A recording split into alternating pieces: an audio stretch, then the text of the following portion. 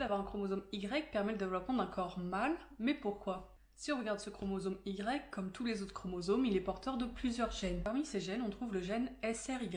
Ce gène va être impliqué dans la différenciation sexuelle chez les mâles. C'est le cas chez l'homme et aussi chez la plupart des mammifères terriens. Ça regroupe les placentaires, ceux qui accouchent de juvéniles, comme chez l'homme, donc un petit qui est pas au stade adulte mais qui présente des similitudes avec. Et les marsupiaux qui, eux, accouchent d'un fœtus immature qui va être incubé dans une poche le temps du développement, c'est le cas des kangourous par exemple. Revenons au gène SRY. SRY, c'est l'acronyme de région du Y qui détermine le sexe. Ce gène porte l'information génétique qui permet de produire la protéine SRY.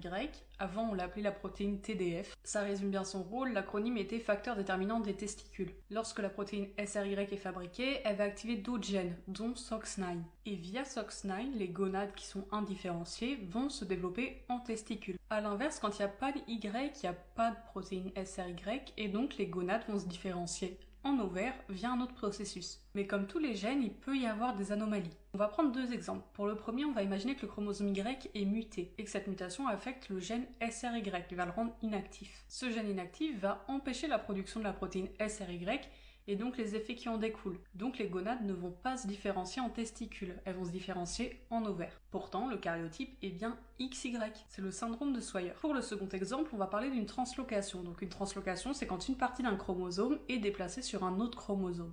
Par exemple, une partie du Y pourrait être déplacée sur le X. Et donc le X pourrait porter le gène SRY actif. Imaginons donc que cette translocation ait lieu chez le père et que ce Y muté soit transmis à la descendance. L'individu créé peut donc avoir le karyotype XX et porter le gène SRY actif. Dans ce cas-là, les gonades vont se développer en testicules, bien que le karyotype soit XX.